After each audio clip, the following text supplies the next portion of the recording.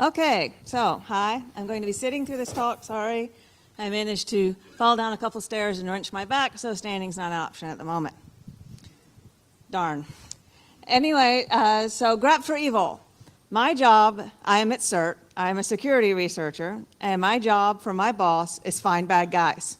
And he doesn't care how I do it, which means I have pretty much an awesome job that can't be beat. I mean, I could use a stack of tarot cards and say I found evil, and as long as I could replicate it, he is a happy camper. So this time I used Grep. So then we have a nice legalese that CMU insists I put out. Everyone read it? Great, moving on. Hey, they told me to put it up there for 3 minutes, and I laughed hysterically at them, seriously. No one wants to look at that. Anyway, so this all started with the evil bit. And no one implements the evil bit. It's like, BGP sec, no one does that either. DNS sec, not enough of that either. So we don't have the evil bit. But so I can't look through network flow and find the evil bit. That would make my job so easy. So I couldn't do it in packets. So I did it in domain names, because I have domain names. I have tons of domain names. I have a passive DNS database. It's awesome fun. I have it going back to 2011. I have a lot of data. So I looked for DDoS, because I hate DDoS. DDoSes used to wake me up. I really hate DDoSes. You want to buy a DDoS? EasyDDoS.com. Hey, DDoS.su, another DDoS site. And another one. I mean, seriously, these people are just sitting out there going, hi, come buy a DDoS. Attack DDoS.info.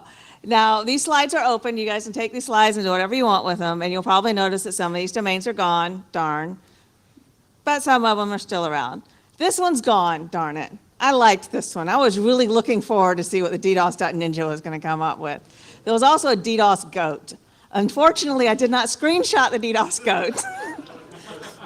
But seriously, a DDoS goat. So let's digress into DDoS a bit, because did I mention I hate DDoS? Yeah. I hate anything that wakes me up at 3 in the morning and expects me to do something about it. Luckily, not my job anymore. So, why DDoS? I actually did a serious amount of research on why people DDoS. And they DDoS because they're jerks, and that's putting it politely. They DDoS for revenge. I mean, the Spam House thing was a revenge. Mirai was gaming and revenge. There's been some little bits of DDoS. Apparently, there's an attack on Bitcoin you can do where there's a DDoS involved. Never actually looked into it. But it's an asymmetric attack. Because I'm like, follow the money, find the money, shut them down. Why DDoS? It's cheap. I mean, it's seriously cheap. There are free stressors that say, we'll DDoS for a couple of minutes for you for free. And then again, I went on the dark web, which was a really great experience. If you haven't done that one, it is so much fun. And there used to be a thing called the Alpha Bay where you could buy just about anything and then some, including all the DDoSes you wanted. And I could get one for $5. And then the FBI shut it down. Darn it. And then I searched the web because why not? I found it for $10. Why go to the dark web when I could just do it online for $10? And I wanted to go buy these things, right? I'm a researcher. I want to know what I get into when I DDoS something. So I'm like, boss man, I want to buy DDoSes. Yeah, that was his reaction. You want to what? No, no, you're not doing that one. I'll let you get a lot of stuff, but that's not happening. Although there is a researcher at NYU, Damon McCoy, who has actually gone out and bought DDoSes. And if you look at his paper, which is pretty interesting, a good chunk of it is the process he had to go through with the IRB before he could actually DDoS anything. Oh well. So, traditional attacker model, okay? All guys remember this, right? The attacker goes through infrastructure, and then there's a victim, and the victim goes, crap. So now we have the anti-DDoS vendors. All those wonderful ones. Everyone has their own anti-DDoS now, right? So you have the victim puts the investment into the anti-DDoS defender. The DDoS says, I'm going to DDoS you. And they go, that's nice. Nice of you to think of that. So that stops DDoSes, right? No more DDoS happening, everyone happy, right? Wrong. Well, of course, you guys know this. But here's the part that I was really annoyed with when I found out. The victim, what the heck did happen to these slides? The attacker has their infrastructure. Some of these attackers invest with anti-DDoS providers to keep their websites up so that they can sell their DDoSes. I'm not kidding. I wish I was kidding. So the victim is going, look, I'm paying for no one to be able to DDoS me. And the other guy's going, I'm paying so I can. So want to buy DDoS?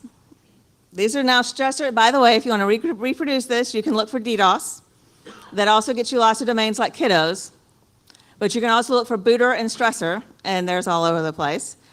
So stress networks booter, DDoS for sale. So I'm going to these websites, right? And I'm, aside from the fact that my IT department is freaking out like mad because I shouldn't be going to these places, I finally went around them. They don't freak out about me anymore, much. I found this site. You know what this is? This is Cloudflare protecting my DDoS provider. And they're not the only ones. Blazing Fast also does it. I'm not happy with either one of them right now. Seriously, I spent a lot of time. I actually just went through my DNS data and said, give me all the domains with Cloudflare name servers, and then tell me how many of them are DDoSers, and let's see how many of them are still up. And guess how many of them are still up? Exactly.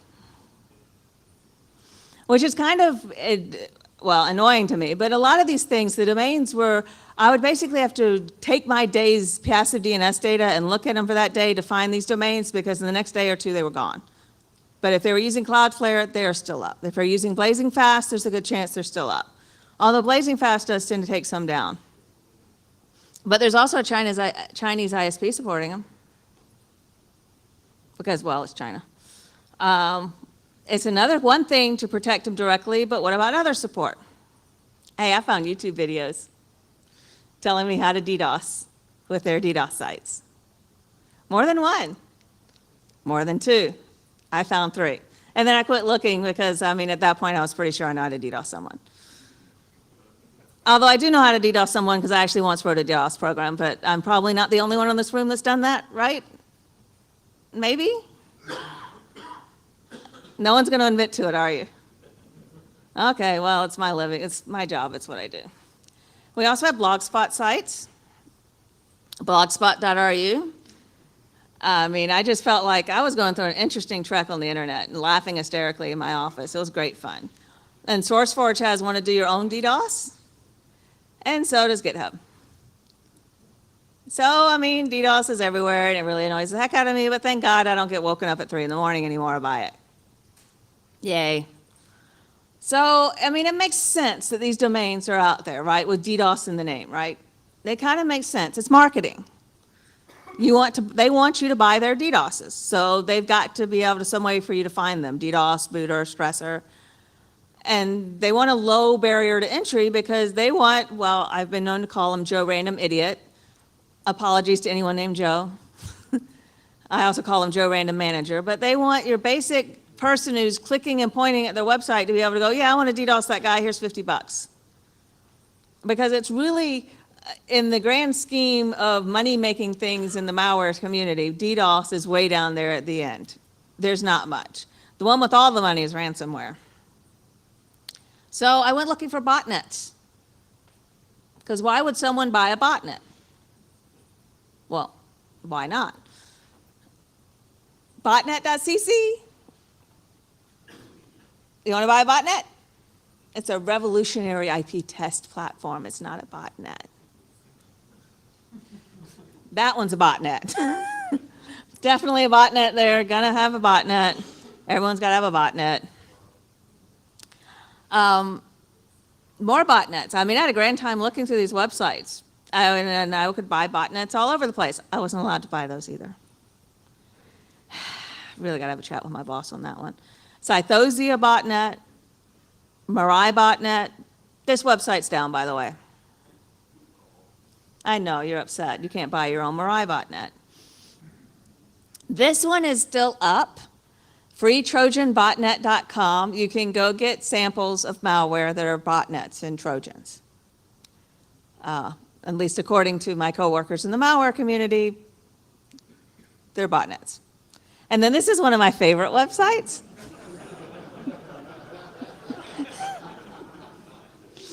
Okay, I admit there's no cybersecurity here at all, but I just love the website, okay? Unfortunately, it's down. I know, it's very upset that it's down, but unfortunately it is, but you know, phishing. So one thing I did go looking for, but I didn't put in this result at all, was spam.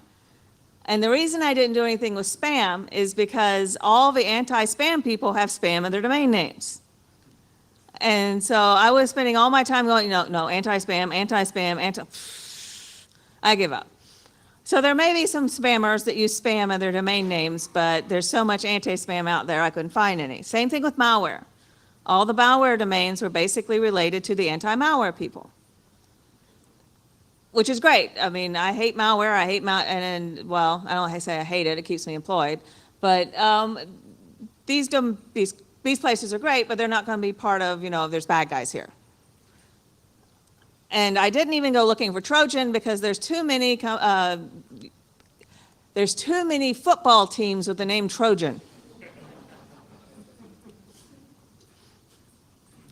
So I wasn't going looking through that to find me some Trojans, okay? Sorry, it's not going to happen. And I actually did the botnet one about 7 years ago and found a lot of other stuff then as well. This is not a new problem. This is not a new thing that's suddenly shown up. It's just entertaining to me. So here's another one. Why on earth would you put ransomware in a domain name?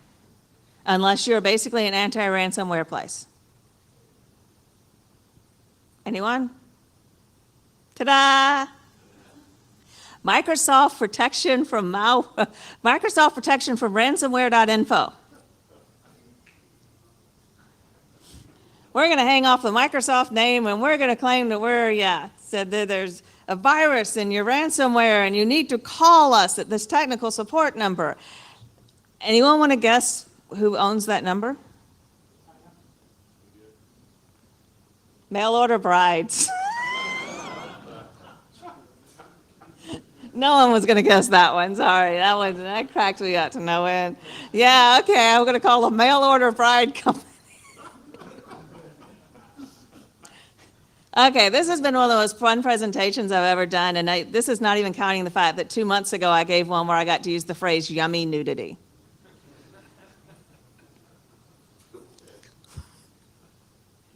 So there's another one. Ransomware threat detective, remove it now. Remove it. We must remove it now. You go to this website. You must. It's scary. Find the ransomware. And so there's a phone number. Well, depending on who you ask, when you Google this number, it either belongs to Microsoft or Apple or iTunes, and I even think Yahoo as a result. I'm going to go out on a big limb here and say it's a bad one. Don't call this number. I don't know why I should say that. It's not good. So then I went looking for ransomware in text records because I have passive DNS, I have Grep. Why not? I found some. The text records are fun.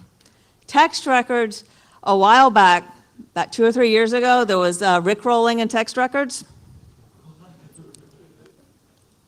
And people look at me like I'm making this up, like, no, seriously, there are URLs in text records, you went to them, you got rickrolled. Seriously, it happened. And I thought rickrolling was way dead, and 2 or 3 years ago it was back up in text records. So this was a URL I found in a text record. I mean, text records are essentially the scribbles, right? There's no predefined real use for them. Some people use them for various things, but there's all kinds of stuff in text records. And I found ransomware. And I took this ransomware and I handed it to a malware analyst and said, what did I find? And she said, you found ransomware. I said, awesome, score.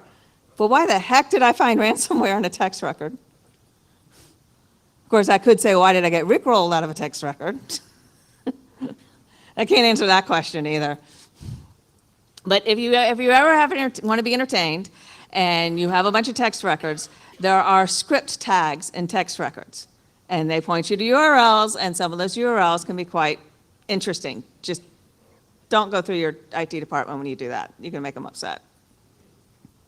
You can guess how I know that. So another thing I learned, all the things I learned in this thing, I learned all kinds of fun things. Do not go to sites with both bank and login in the domain name. Don't do that. So you'd think with all those other fun websites, I would have probably hit Google Safe Browsing all over the place. I didn't.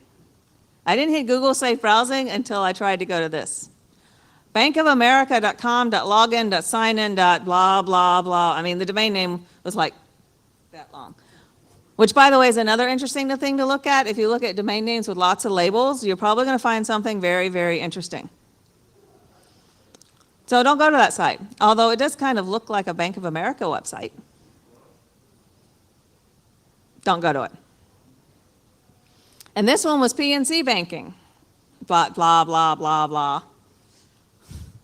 PNC Bank Online Banking Login.com. Yeah, don't go to it. Because it doesn't really look like PNC Banking. But there's a lot of, I went looking again recently, and there's a lot of still banking login sites that claim to be, oh, we're the first step for you to log into your bank, go to our website, and then click on our thing, and then you can log in. And I wouldn't do that for any amount of money. Because they'll get all my money. So it was nice of them to tell me their bank sites. I thought it was really sweet. So what else did I went looking for? Well, 0 days. 0 days are fun. You want to buy a 0 day? 0day.today will sell you 0 days. Now, I have yet to buy any because, again, I have to talk my boss into going, when he's going, you want to buy what? I mean, it's one thing if I want disk space in my office. I have 60 terabytes in my office. It's another thing if I want to go buy a 0 day somewhere. He just kind of freaks out at me. I don't know why. But yeah, you can buy 0 days. And they even have some free ones on there as well. So if you really need 0 days. There's another 0 day website I found recently. I actually found it through looking in Twitter, because there's another fun place to go searching for things, that actually has 0 days as screenshots. So there's no selling them, but they're pre-done 0 days that say for this CVE, this is the website, or this is the attack, which is kind of fun. So this looks easy, right? This is the part that I used when I'm talking to people. They're like, oh, security's easy. See what you did? You found all the bad guys. You found all the DDoS sites. You found all the 0 days. You found all the botnets, right?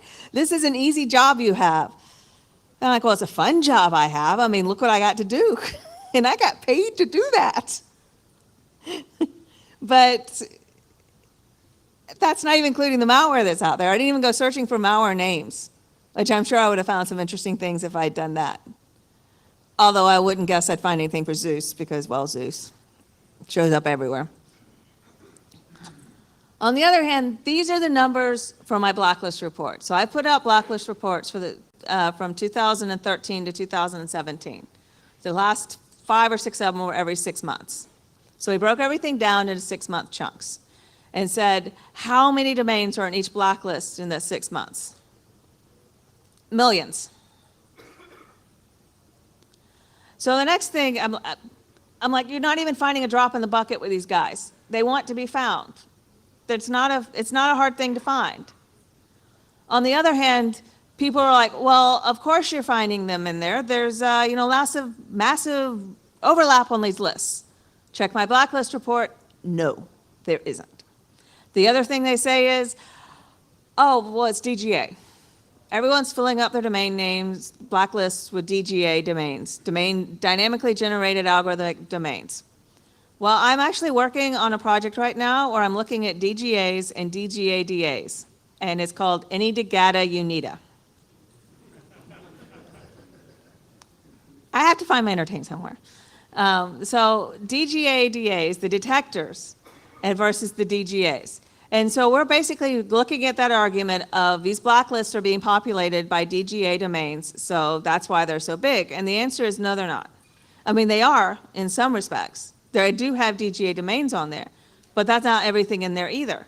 So if you have all the DGA algorithms and say, I'll just take all those domains from all the DGAs and yank them off there and yank off all this other stuff that she's found that's so easy, then there's basically nothing left for a blacklist.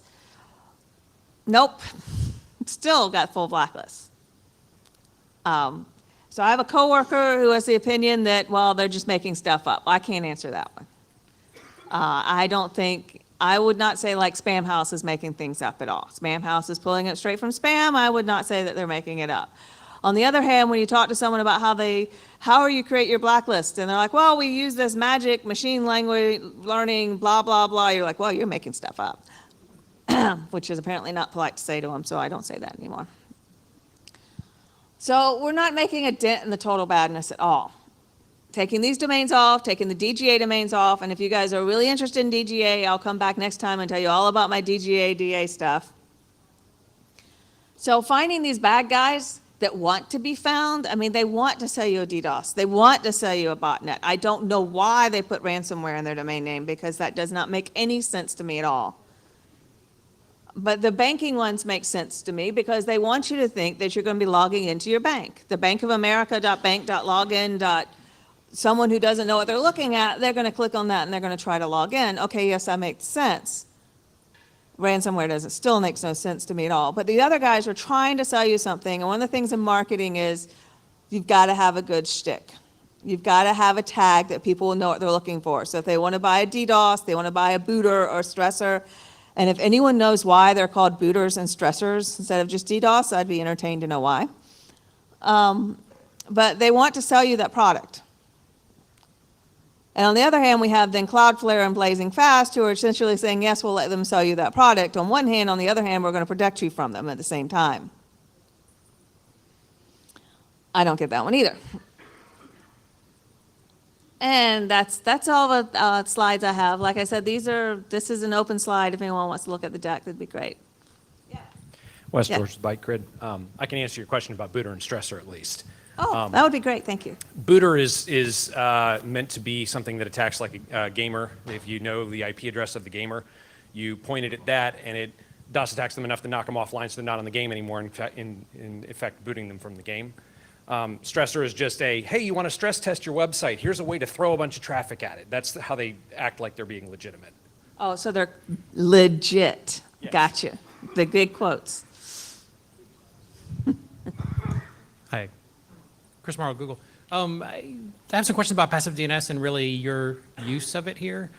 First off, can you tell me which sources you use? Just the company that For the provides? passive DNS, Yeah. we had a contract with Farsight. Okay, great. And I know someone who's using Farsight and another Spam House's data actually to do a bunch of interesting research, which looks like yours, but it's not related to DOS stuff. I think you might want to talk to the person. Sure. It's a pretty wide-ranging, looks pretty bad actually. I'm always for finding bad stuff in DNS. Okay, I'll come talk to you afterwards. That'd be great. Thanks. Hi, John Todd with Quad 9. Again, getting to kind of the passive DNS question, you said that it was difficult to determine whether your block lists have things that are legitimate or not in them. Like, are they just full of DGA domains, or are they just garbage, or what? But if you have passive DNS, have you done an analysis to look at your passive DNS and compare that against your block list to see what percentage are actually active over what period of time, to see if they're legit or if they're just dead? We're actually working on that one right now.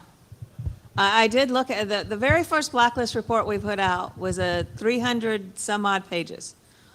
99% of it is tables. So I tell people to read it if they're having a insomnia attack.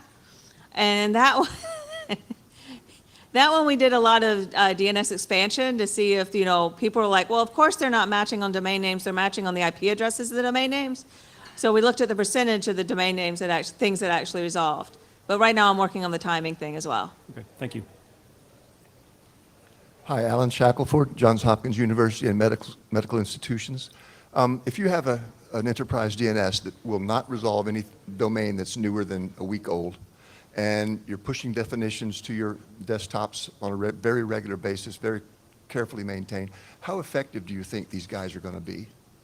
I mean, you're talking millions of these domains, and I've got users that will click any link.